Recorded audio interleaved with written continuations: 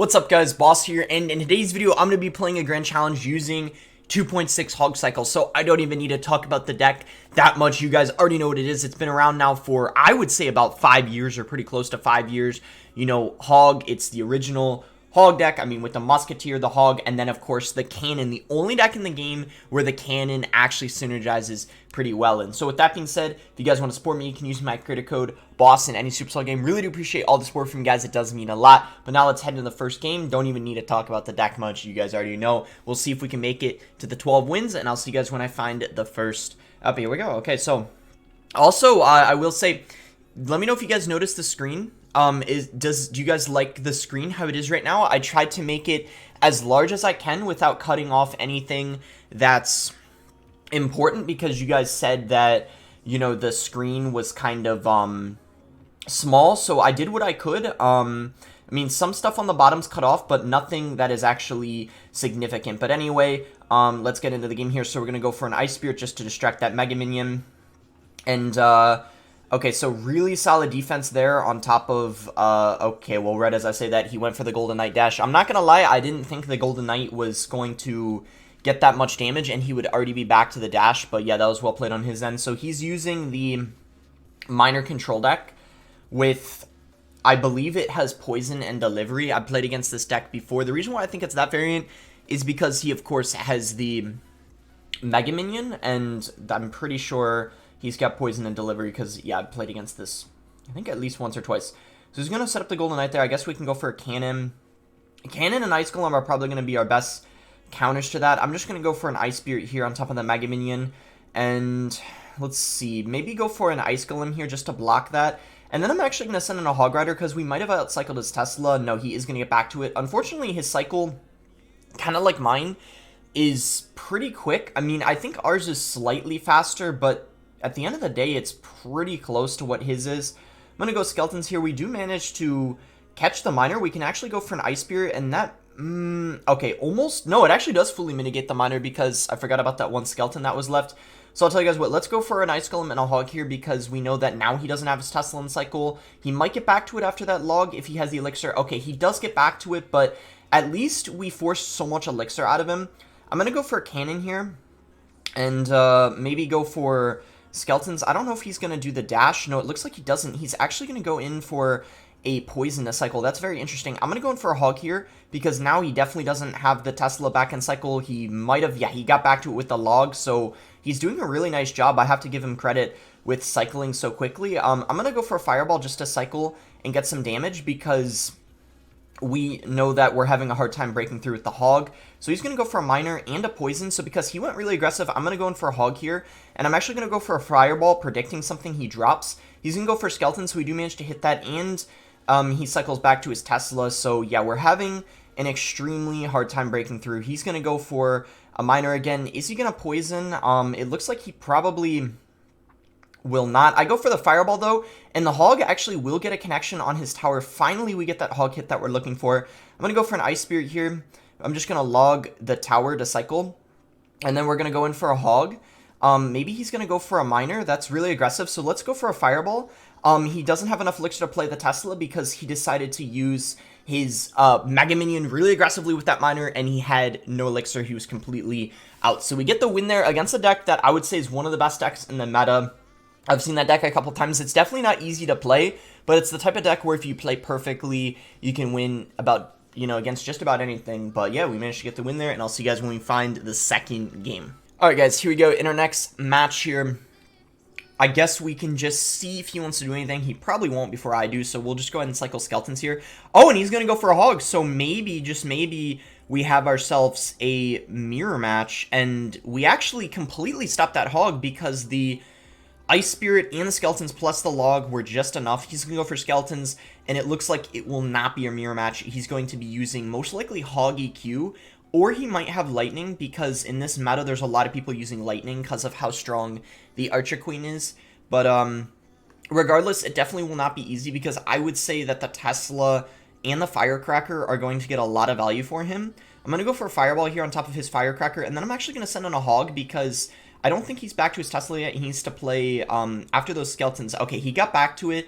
So kind of like the last match, it'll be pretty easy for him to cycle back to the Tesla. But look at that Ice Golem there. It's going to get, I mean, a tiny bit of damage. I guess anything helps.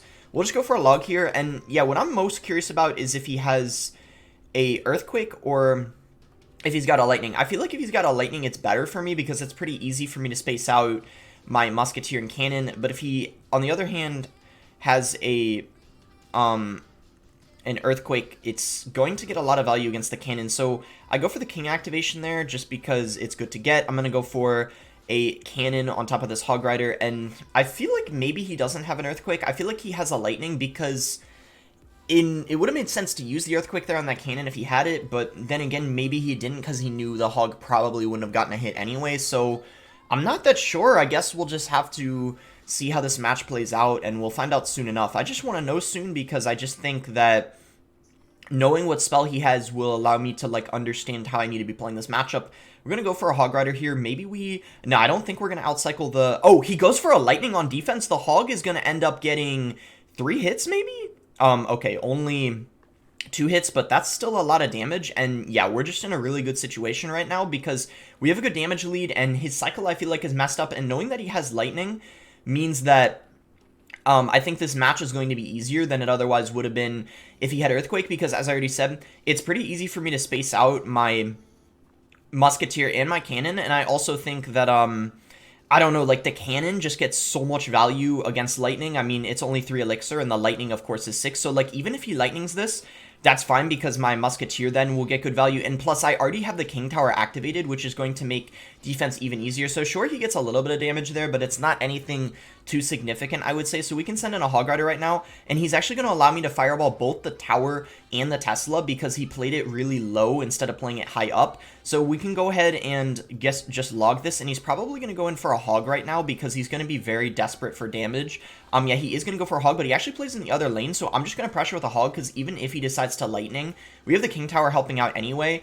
And yeah, this is pretty much already a game 1 because we just have to just... I mean, we could honestly even spell Cycle because I think we just need maybe... Okay, so I misclicked the Cannon, but we'll just say... I did that just to give him a chance because, I mean, we pretty much already won. Not really, but that's what it feels like anyway at this point. We can just log, and we just need to get just 2 more fireballs and then I think a couple logs in his tower. But let's just play it safe. There's no need to rush things. I mean, our tower is so healthy still, so there's just no point to, like, do anything crazy and, you know, like, risk the game. So log here. He gives us the well played. I'm surprised he's not going to... Okay, maybe he just gave up because he already knew he was going to win. But regardless... Or that we were going to win, excuse me. So regardless, we do get the win there. Nice win against another Hog variant. And I would say that Hog variant is pretty popular right now in the meta. And definitely not too hard of a matchup compared to if he had Earthquake. It would have been much easier for him to break through. So 10-2 right now. 2 more games to go. Hopefully we can get the 12. And I'll see you guys when we find the 3rd match. Alright guys, in a game here, let's see what our starting hand's looking like. So we do have a Hog in cycle, so I guess we could, if he doesn't do anything, we could just, okay, yeah, we'll go Hog in the opposite lane of that Golden Knight. I don't really want to play into that. He's going to have an Ewiz. So Ewiz and Golden Knight, probably some sort of bridge spam deck. I mean, that would just make the most sense. I'm going to go Cannon here. It's going to help take out that Ewiz, and then we can go for high skeletons like this, just to try to distract that Golden Knight. He might try to dash now, so we'll go for an Ice Spirit. And, yeah, luckily it's not going to be able to make it to the tower. I don't even think this time around... Remember the last game? I think it was the first game where he was able to get that dash off again. I knew that time there was no way he'd be able to get it. So he's going to go for split E-Barbs in the back. Very interesting play in my opinion because whenever I'm using E-Barbs, I don't really think splitting them is ever a good idea. There's very rare situations where I'll do that. I just think overall... it is not the play you want to be making. So we're going to go for a Hog Rider here because you can obviously fully counter the Bandit with 1 Elixir Skeletons. If you guys didn't know that, it's really easy to do. Okay, and pretty much I just jinxed myself there. I can pretty much do it every time, but you know how, like, when you say something, you kind of, like, jinx yourself because you, like, expect to do it or whatever. So I kind of, like, I don't know, I shouldn't have done that, though. But anyway, we're going to go for a log here on this. We're going to go for skeletons, and then we're going to go for a Hog Rider to pressure, and then we're going to go for an Ice Spirit here. And as you can see, really, really easy defense on top of those E-Barbs there. I was so confident that I would defend them that I knew I could use a Hog Rider on offense because, yeah, E-Barbs, I mean, are just, like, if we're being honest, they're just, you know, overall really simple to defend. On the other hand, though, we got to watch out for this. I'm actually just going to go for a cannon here just because it's kind of like a last resort defense. And then if he decides to... okay, let's just go for an Ice Spirit here and an Ice Golem. And then let's just relax a little bit, not do anything else. Even if that Ghost gets a little bit of damage, I'm okay with that because I don't want to put myself in too much of an Elixir deficit. Yeah, we're fine. And plus, he already... Yeah, I mean, one hit from the Ghost, that's no biggie. So we have a significant lead at this point, and I would say our defense should be relatively easy since we, okay, let's Fireball that Mother Witch because that card is really, really annoying, I think, in this matchup.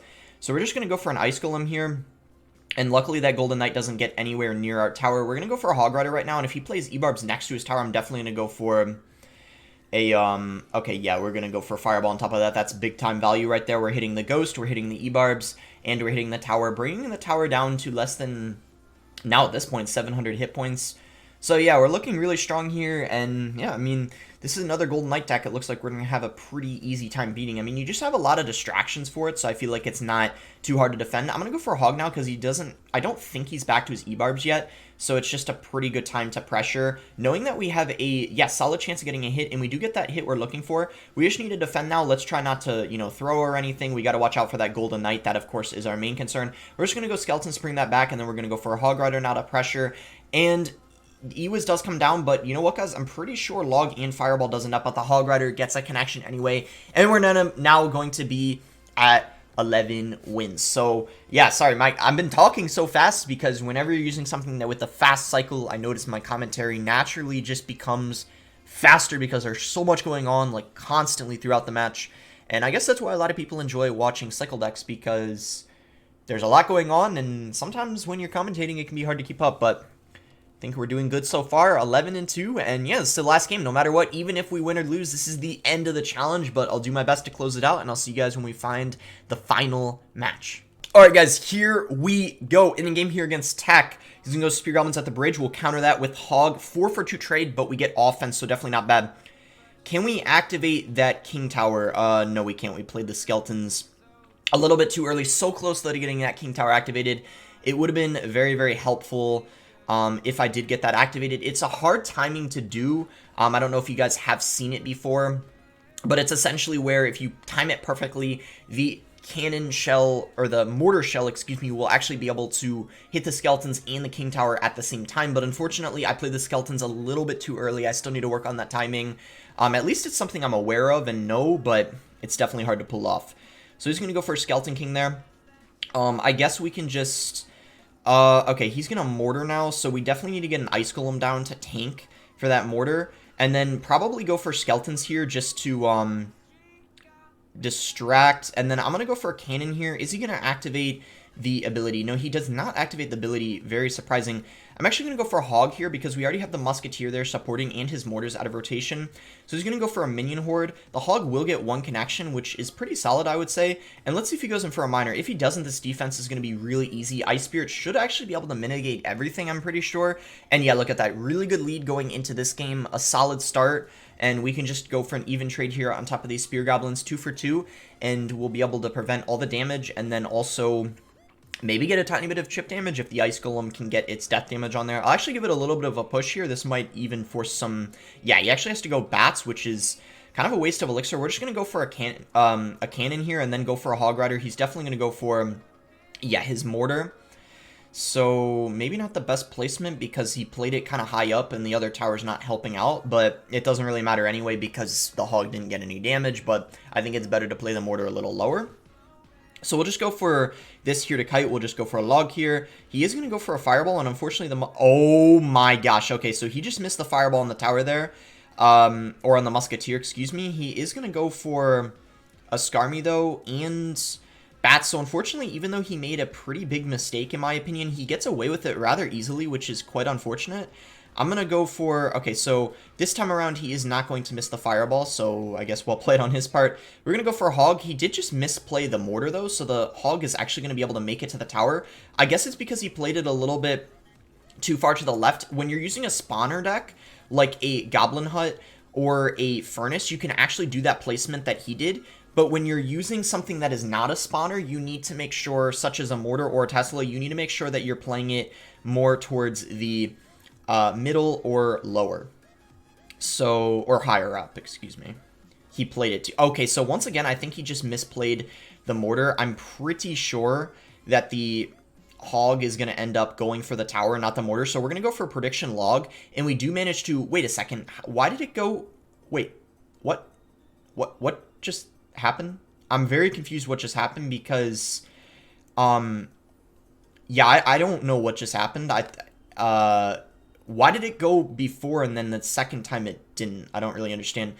Okay, but anyway, we got to stop giving him fireball value. I'm going to be more careful about that. I'm going to just go for a cannon here to cycle. And yeah, I'm not going to give him fireball value. I'm just going to...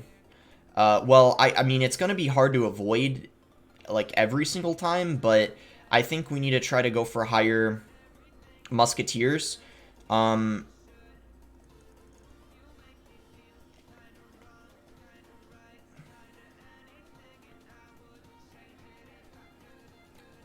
Okay, I'm just going to focus up. Less talking, more playing. We got to get the dub here.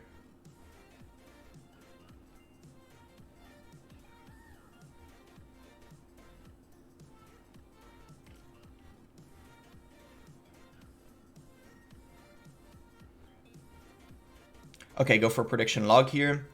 He misses the Hog Rider with the fireball. Unfortunately, though, the Hog is not going to get the connection that we're looking for, but we can just go for a fireball. We can just go for a cannon here. He is going to go for a fireball, and he does hit the tower this time, but we're using 2.6, aka one of the fastest cycling decks in the game. So unfortunately for this guy, we will be able to get to another fireball practically in light speed, getting us the win there in the 12 wins in this grand challenge that we're looking for.